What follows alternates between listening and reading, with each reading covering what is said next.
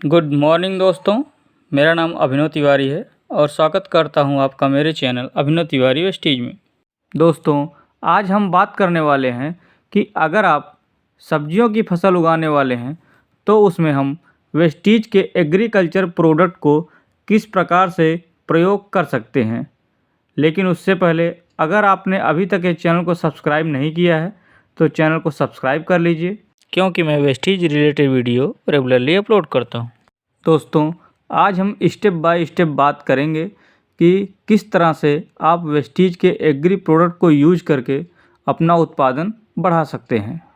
लेकिन उससे पहले हम बात करते हैं कि फसल की ग्रोथ स्टेज क्या होती है। आप किसी भी फसल को लगाओ, उसकी ग्रोथ स्टेज लगभग इसी प्रकार से रहने वाली है। सबसे पहले आप बीज लगाओगे मिट्टी में, तो फिर आप देखेंगे कि अंकुरण हो रहा है वहाँ पर, और फिर अंकुरण के बाद हमें दिखाई देता है वहाँ पर 2 से 3 पत्तियाँ। 2 से 3 पत्तियाँ जब निकली हैं तो हम उसे पौध बोल सकते हैं। सीडलिंग वाली अवस्था है।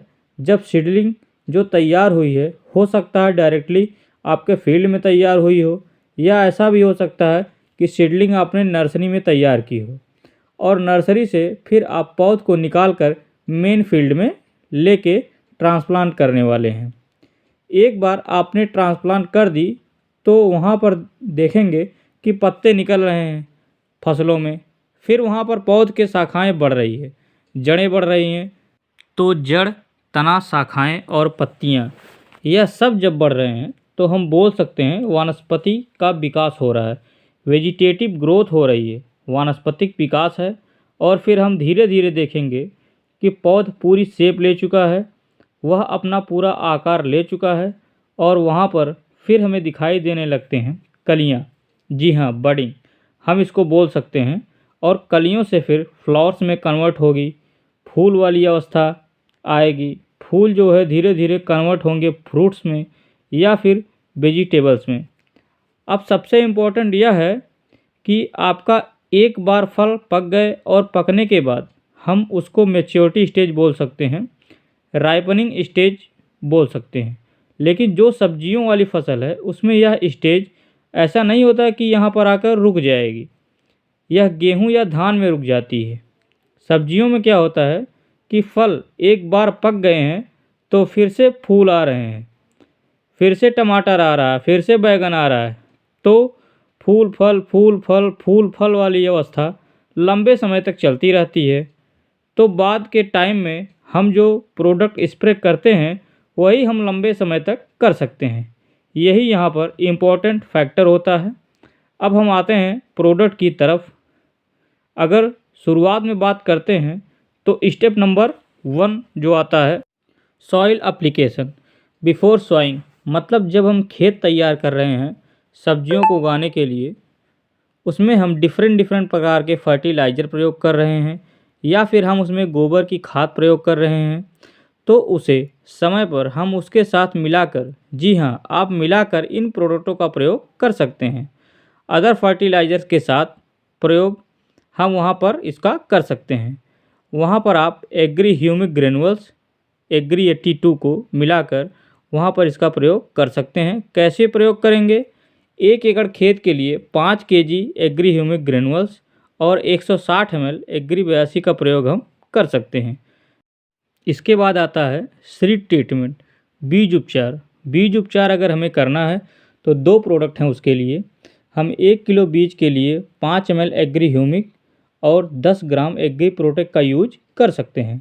अपने बीज को फैलाया और यह दोनों मिश्रण डालकर आप उसे हल्के हाथों से धीरे धीरे मिला सकते हैं और फिर आप इस बीज को लगा सकते हैं।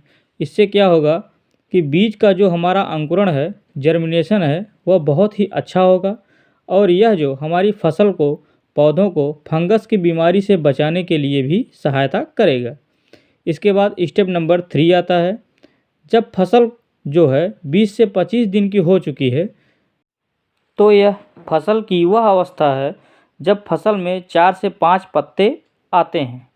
यह ज़रूरी नहीं है कि 20 से 25 दिन में आ जाएं, किसी में 25 से 30 दिन में भी आ सकते हैं। कम से कम 4 से 5 पत्ते होने चाहिए फसल के ऊपर। वहाँ पर हम agri humic plus agri gold और एग्री 82 का स्प्रे करेंगे। 15 लीटर टैंक के हिसाब से अगर हम लेते हैं तो 30 ml एग्री ह्यूमिक का यूज करेंगे, 20 ग्राम एग्री गोल्ड का यूज करेंगे और 5 से 10 ml एग्री 82 का यूज कर सकते हैं। इन तीनों को मिलाकर हम स्प्रे कर सकते हैं। अब आते हैं स्टेप नंबर 4, जो कि स्टेप नंबर 3 के 20 दिन बाद आता है। यहाँ पर जो यह स्टेज है इसको हम 20-20 दिन पर रिपीट कर सकते हैं। और यहाँ पर हम जो प्रोडक्ट यूज करेंगे उसमें है एग्री प्रोटेक्ट, एग्री मॉस और एग्री 82, जो कि 15 लीटर के टैंक में हम यूज करेंगे तो 30 gram agri protect, 20 ml agri moss और 5 से 10 ml एग्री 82 का यूज करेंगे। यह वो अवस्था है जो हमारी फसल में फूल निकल रहे हैं, कलियाँ निकल रही हैं या फिर कहीं कहीं फूल निकलना स्टार्ट हो रहा है, तो इस स्प्रे के द्वारा हम अपनी फसल में देखेंगे कि जो फ्लोरिंग है उसमें इम्प्रूवमेंट बहुत ही अच्छा है।